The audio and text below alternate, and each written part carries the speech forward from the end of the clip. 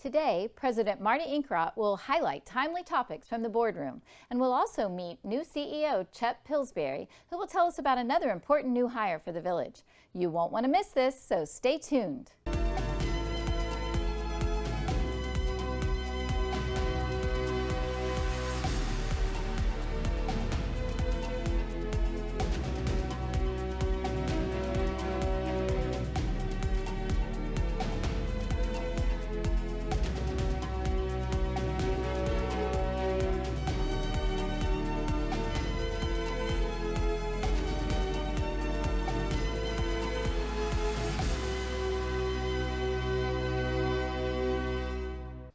Hello, and welcome to the third quarter edition of the 2022 Tellico Village POA Board Update. I'm your host, Carla Johnson, and I'm here today with Board President Marty Inkrott, who's going to share timely topics from the boardroom. Welcome, Marty, and thanks for being here today. Thanks, Carla. It's a pleasure to be here, as always, to share what's going on with the POA. Great. So we've just completed the third quarter of 2022, and it definitely had its share of significant events. From a devastating fire at the Tenaci clubhouse to the hiring of a new CEO and perhaps a little trash talk. We've got a lot to cover during today's episode. Yes, as usual, we do have a lot going on in the village. So let's start with perhaps the most well-known event, the Tenaci fire. Can you give us an update on what's going on, what the future holds for the clubhouse, for golf, and for the restaurant there? Sure. First of all, quite a tragic event. So everybody's rallying now to try to figure out how do we keep the operation going and then what's next? So there is a final meeting with the insurance company, a walkthrough on October 5th to hopefully finalize everything and get things moving from that perspective.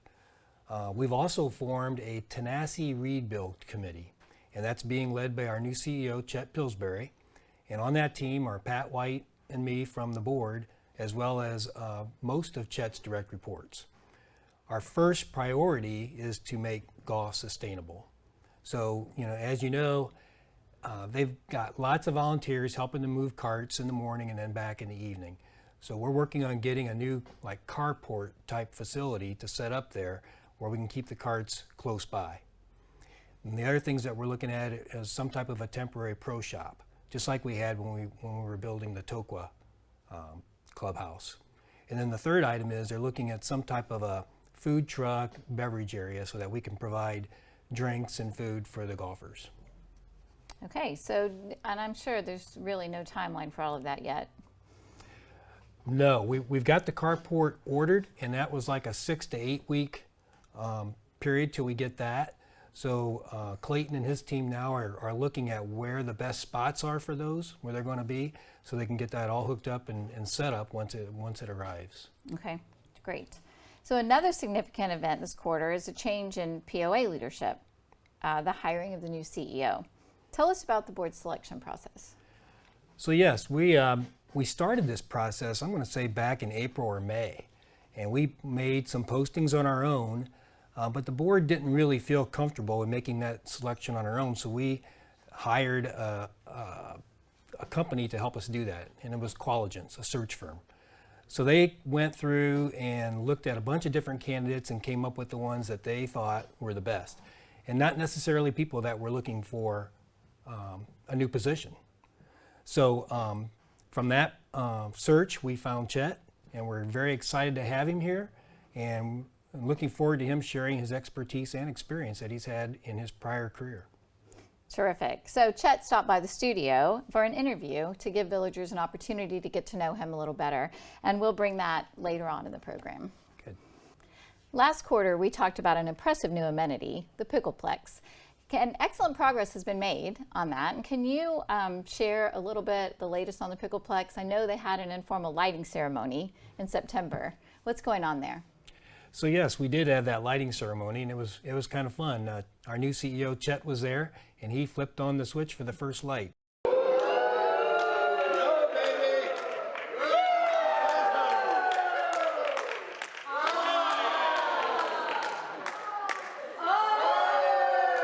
So it was a fun evening.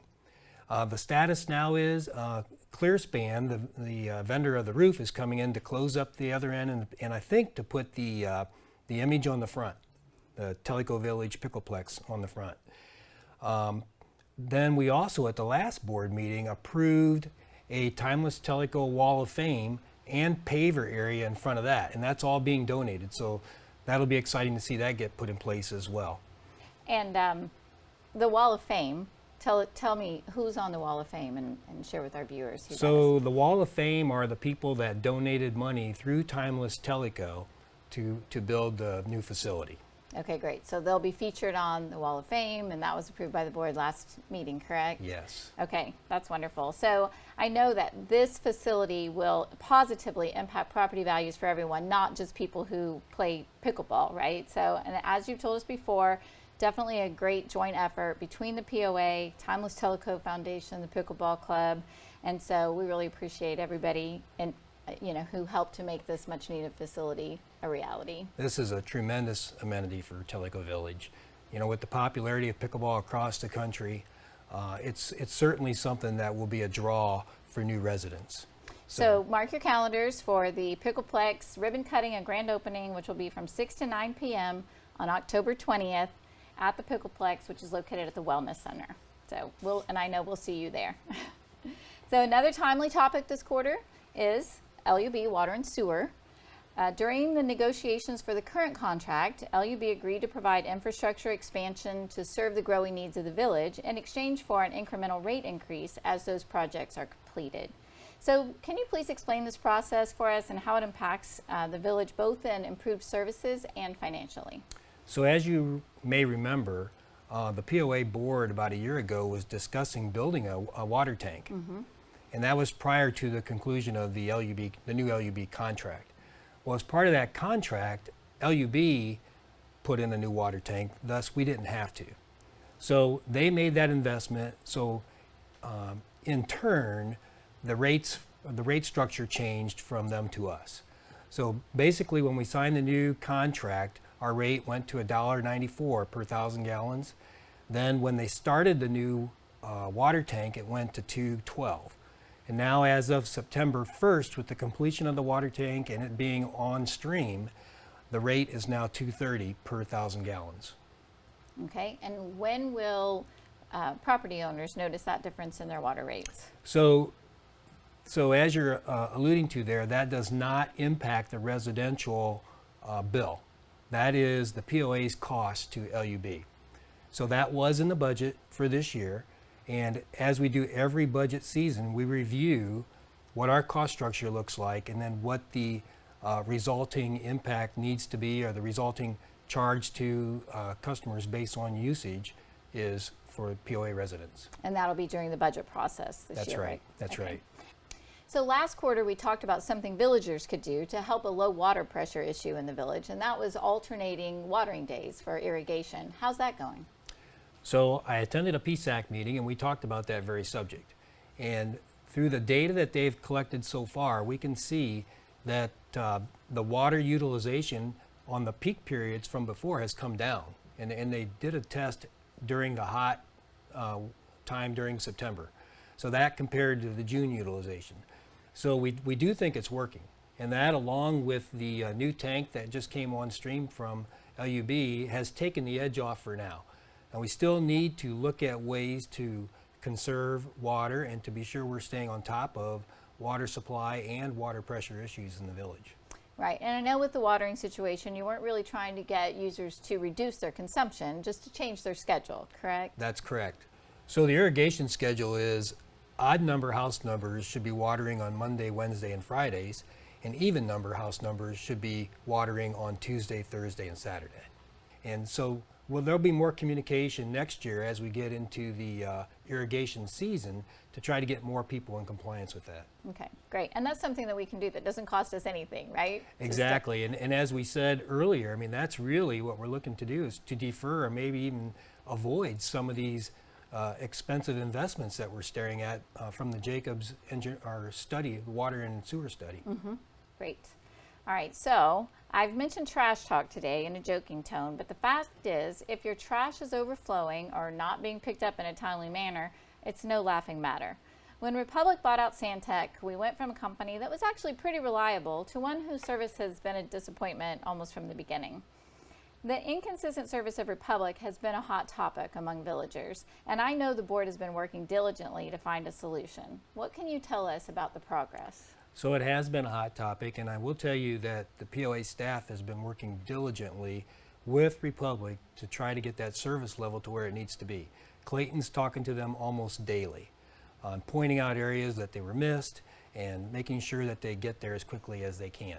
You're right, we did have some situations that were a lot longer than they should have been, but he remains and his team remains on top of that whole scenario, trying to do the best that they can. The other thing that we're doing is we're actually looking at potentially terminating the contract with Republic. We've got to be careful there, though, because we don't want to go without service. And the other thing then is we have to find somebody else that would be willing to provide that service, and then at what cost. So those are things that the POA staff is working on as we speak. Okay, great. And I know that you can't really give us more details about that until an acceptable solution has been found, but it is reassuring to know that it's a priority for the board, and we look forward to learning about the resolution soon. Thank you for that. So during the July and August meetings, the board discussed a dock shortage for boat docks. The long waiting list is well known throughout the village and is also a concern for prospective villagers with boats. What does the future hold for dock availability? Dock slips have been a challenge for quite a while now, and the waiting list, I believe, is right around 200. So it is a challenge, and it is something that the POA staff and the board is very aware of and trying to figure out what we need to be doing long term. So we did add a whole new slip at Kahiti this year, which added a new dock, which added 36 slips, and that's coming on stream, or came on stream, October 1st. So they're starting to fill that first with people on the waiting list, or people on the move list, sorry, and then people on the waiting list. Okay, great. And then are there more docks in the future? That too will come up in the budget process this year. But if we look at the long-term plan, yes, there is supposed to be another dock built in 2023 as well. Okay. So this season is a pivotal time of year in the village, and during the fourth quarter update, we'll share highlights of the 2023 POA budget. However, the budget review schedule has changed a bit due to the new CEO having just been hired and the recent hiring of the CFO. Can you bring us up to speed on the revised schedule for this year? So the initial review with the Finance Committee was supposed to be in September, and that's been moved now to October 17th and 18th. And the main reason that was moved is because of, like you said, the new CEO, Chet, Pillsbury, as well as the hiring of the new CFO. Wanted that person to be involved in the process and to really understand how the budget process works, and basically have an impact, or have the ability to question what's in the budget. So with that, then we have the POA board recommending strategic investments the following day, which is October 19th, and then final board review on October 26th and 27th. And then the approval will be at our board meeting in November. Okay, great. So with the board in full budget mode and breaking in a new CEO, it continues to be a busy time for all of you. So I really appreciate you taking the time to be here for this update, and we'll see you back in December. All right, thanks, Carla. Thank you.